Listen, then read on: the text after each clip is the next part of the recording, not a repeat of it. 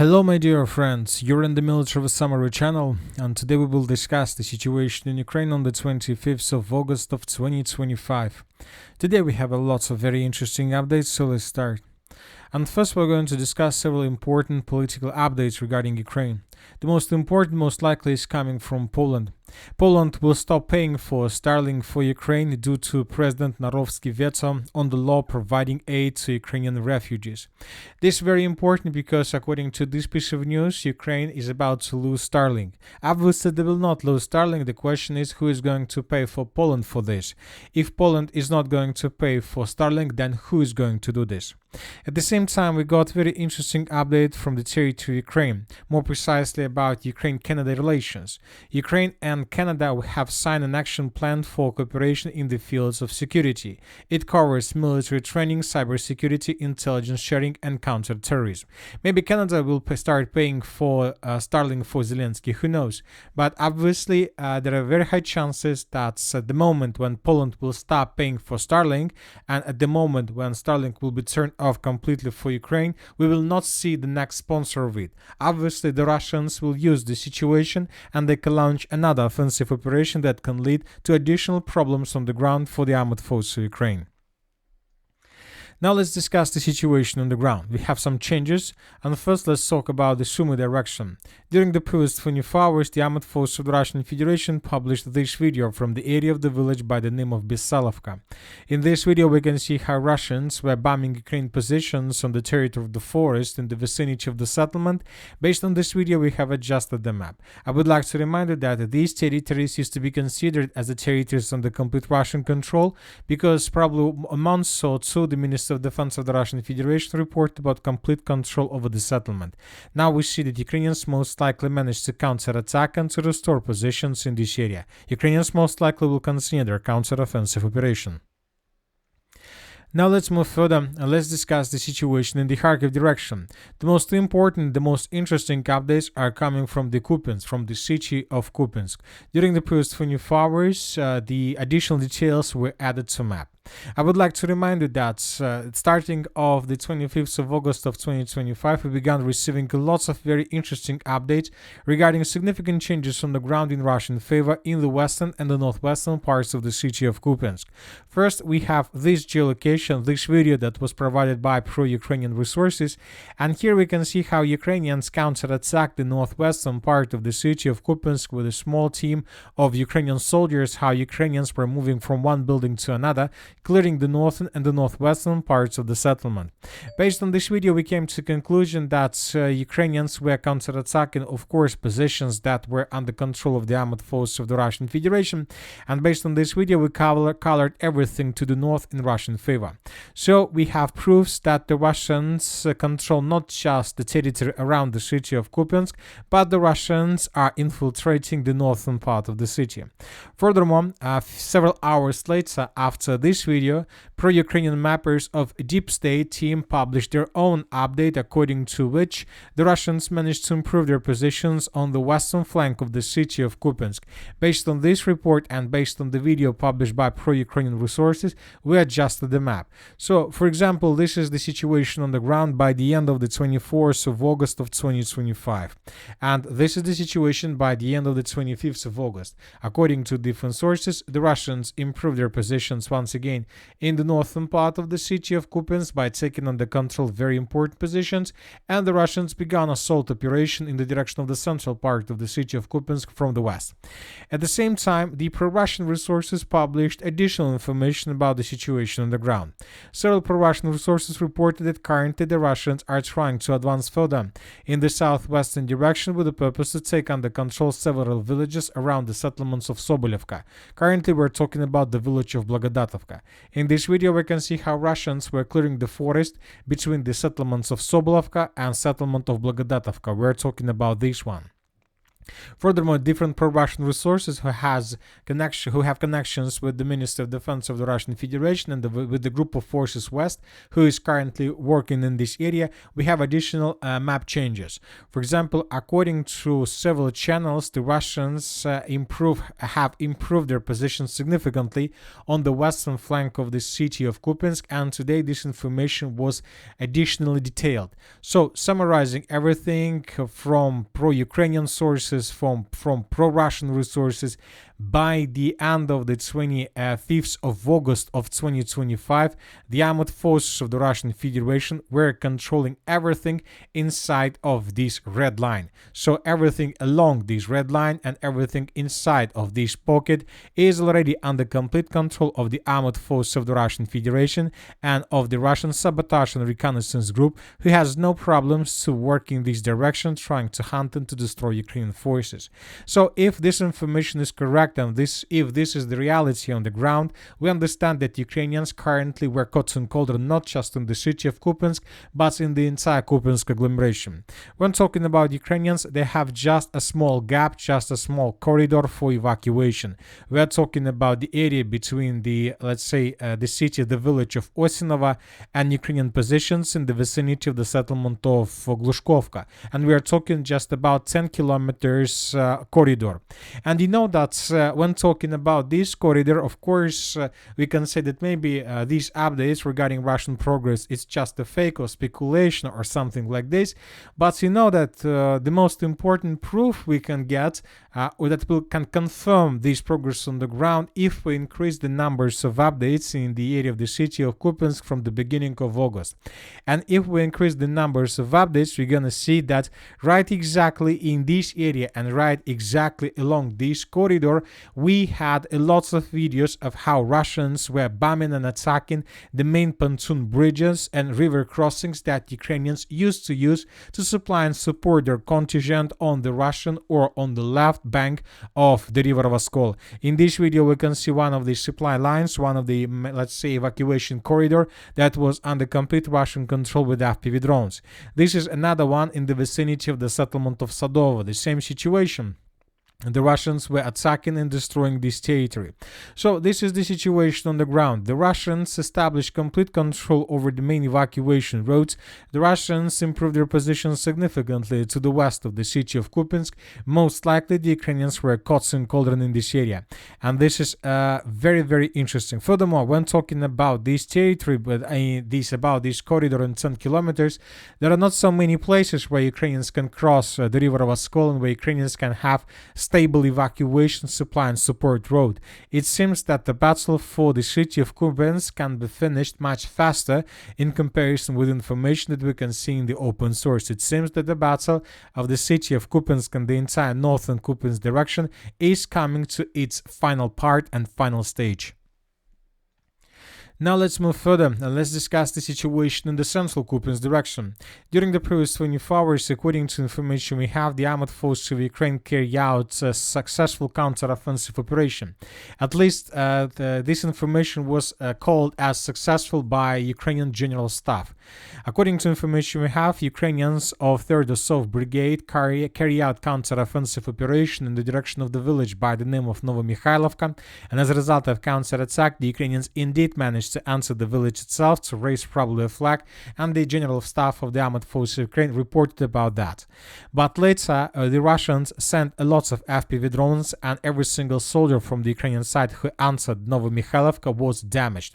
So let's compare the map between the dates. This is the situation by the end of the 24th of August of 2025, before the beginning of Ukrainian counter-offensive operation, and this is the situation by the end of the 25th of August. We colored this stronghold under Ukraine control based on the geolocation, and we colored the village of Novomikhailivka under complete Ukraine control based on the report that was published by pro-Ukrainian resources. So it seems that there are very heavy clashes in this area, but it's better to wait for a Russian counterattack, which obviously is going to take place this coming night, or maybe the Russians have already launched this counteroffensive. As for the southern Kupyansk direction, according to information we have during the previous 24 hours, the Russians improved their positions along 0526 road further in the southern direction and shortened the distance to the village of Stavki. So basically, the Russians are about to begin the battle for the last defense layer in front of the city by the name of Liman, so Stavki. And if Russians take Stavki under complete control, then there are going to be no settlements, towns, villages, and cities in front of the city by the name of Liman. So the first village of the last defense layer. And furthermore, pro-Russian resources reported that the armored forces of the Russian Federation improved their position significantly on the Ukrainian side of the river of Zherebets, along the eastern part of the settlement of Zaporizhzhia. The Russians are consolidating their positions and preparing themselves before final rush further in the western direction with the purpose to take the village of Zaporizhzhia under complete control. And of course, currently there are very heavy clashes for the settlement of Shandrigolova. During the previous week, we had lots of updates regarding the situation in this area. The Russians improved their positions in the northern part. The Russians secured the village of Seredina. So it seems that everything is about to be ready before the Russians begin their offensive operation further in the Liman direction as well. So the Battle of Liman is going to start obviously very soon. During the previous 24 hours, we haven't received anything about the Siversk, the Serebryanka forest, but today we got lots of videos with prisoners of war. The Russians captured another batch of Ukrainians who decided to surrender. They were evacuated towards the territory under control of the armored forces of the Russian Federation. As for the city of Siversk, as you can see, there are very huge activities. The Russians are bombing and attacking the eastern part of the city, trying to reduce to ruins the multi-storage buildings of that's under control of the armored forces of Ukraine that Ukrainians use as temporary deployment points and stronghold positions. So there are still lots of job to do, but obviously we see that the Russians are getting the day when the offensive operation for the Siversk city will start closer and closer to the reality. Now let's talk about the Constantinoka direction. During the previous 24 hours, the Russians continued their offensive operation to the north of the settlements of Alexandra Shiltina and Belagora. Now the Russians are focused to cut this pocket completely and to force the Ukrainians to fall back from this area. This will allow the Russians to maintain the lines, to shorten the distances, and to get the southern part of the city of Kupyansk. During the previous 24 hours, several videos were recorded. For example, in this video we can see how Ukrainians were attacking a church in the southern part of the city of Alexandra Shultina. The author of this post reported that Ukrainians attacked positions of the armored forces of the Russian Federation. Here we can see another video, the same FPV drone attack with the same probably FPV drone crew. Ukrainians attack another building in the vicinity of church. So based on this video we haven't adjusted anything, but these are another confirmation that the Russians entered the village of Alexandra Shultina and secured this territory, like the Minister of Defense of the Russian Federation reported, and now the Russians are trying to consolidate themselves before the beginning of offensive operation further in the northern direction with the purpose to cut this salient and this pocket completely. During the previous 24 hours, some changes were recorded in the vicinity and along Seversky Donetsk-Donbass Canal. Now let's move further and let's discuss the situation in the Pakovsk direction and in the vicinity in the area of the Pakovsk agglomeration. Telling the truth, the 25th of August and the previous 24 hours of the 25th of August of 2025 were the most probably silent period of day, period of time since the beginning of the special military operation regarding the Pakovsk agglomeration and the Pakovsk direction. So we haven't received almost anything. Some sources reported that the Russians continue their offensive operation in the direction of the settlement of Toretska, in the direction of the settlement of Sofiyevka. There are very heavy clashes for the settlement of Shakhovo, but as you can see, for the first time, probably for the previous 20 days, even a single change on the ground wasn't recorded, which is very, very important, which means that either there are very heavy clashes or both sides are regrouping before the beginning of a major battle for this area that can lead to a turning point in the entire situation. As for the western flank of the city of Pokrovsk, we have small changes in the southwestern part of the settlement of Udachne. This part was colored in Ukrainian favor or in favor of contested area from Russian favor several days ago based on the reports of neutral mappers. Today, pro-Ukrainian resources of Deep State confirmed that the southern part of Udachne is under complete Russian control, which means that the battle for this village is also coming to a logical end, and which means that then the Russians will push further in the northern directions towards the Pokrovskaya mine, which is the most important and which is the most valuable position of the armored force of the Russian Federation in this area. From this mine, the Russians will have opportunities and chances to advance further towards the villages of Sergeyevka, M30 Road, and the settlement of Grishna. So a breakthrough can happen here in coming days. Now let's discuss the situation in the western flank of the Donetsk region. As you can see, we have lots of icons, which means that a lot of icons with flags, lots of changes on the ground, which means that currently there are very heavy clashes. After a short period of Ukrainian counter-offensive operation that allowed the Ukrainians to restore control over the village of Zeleny Gai, Andreevka, Klivtsova, and over the settlement by the name of Tolstoy, the Russians finished regrouping and began their own counter-offensive operation. And the sources are saying that by the end of the 25th of August of 2025, the armored force of the Russian Federation managed to restore complete control over the settlement by the name of Tolstoy. We are waiting for additional geolocations, of course, and we are waiting for additional videos that can confirm this. Furthermore, the Russians outflanked Ukrainian positions in the area of Zeleny Gai, and now they are trying to cut Ukrainians in the village of Zeleny Gai from the north and from the northwest. Ukrainians, several mappers reported that Ukrainians have control over the territory, so the situation here remains tense, but the most important is that the Russians decided not to allow the Ukrainians to move further and deeper inside of the territories under complete Russian control. The Russians counterattacked, and it seems that the situation has been stabilized. At the same time, the Russians have enough of resources to cross the river of Volcha and to advance in the direction of the settlement of Novopavlovka. Here we can see there are also very heavy clashes. The Russians also published video how exactly they were taking under control the village of Filia. And this video we can see how the clashes were taking place, and of course an episode with Russian flag. The forest to the north is under very heavy fire from the Russian side. Ukrainians are trying to concentrate their forces exactly in this area, and they're planning to use this forest to counterattack the village of Filia with the purpose to force the Russians to fall back. So as you can see, the Ukrainians are trying to do everything they can, but not to allow the Russians to cross the river of Volcha. The Ukrainians they're trying not to allow the Russians to establish a very strong foothold on the Ukrainian side. When talking about strong foothold, of course, first of all, we are talking about control over villages like Gavrilovka, or at least over the village of Ivanovka. If Russians somehow are able to take under control this village, this is going to be the beginning of complete disaster for the armored forces of Ukraine already in the Dnipropetrovsk direction.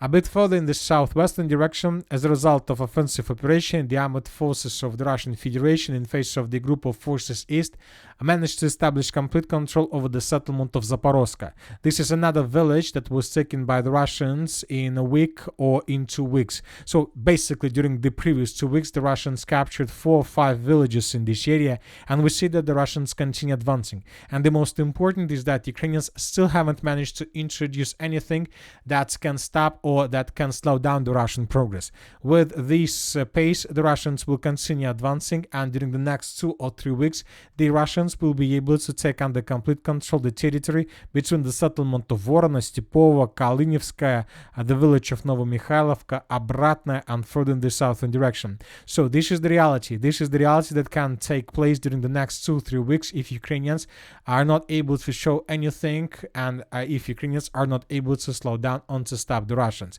And from these positions, the Russians will shorten the distance to the main logistic road between the settlement of Pokrovsk and the city of Gulay-Polye. It's going to be just 16 kilometers, and exactly from this moment, I believe, we're going to start receiving first videos of how Russians FPV droning and attacking Ukrainian vehicles, supplying support along R85 road. And most likely from this very moment, the Russians will start considering the beginning of offensive operation in the direction of the city of Gulay-Polye. So the Zaporizhzhia offensive operation, the major battle in this area, is just ahead of us. And that's it for today. Military Summary channel reminds we condemn any violence in the world. Thank you for watching. Subscribe to my channel, put your likes, join my Patreon, and have a good day. Bye bye.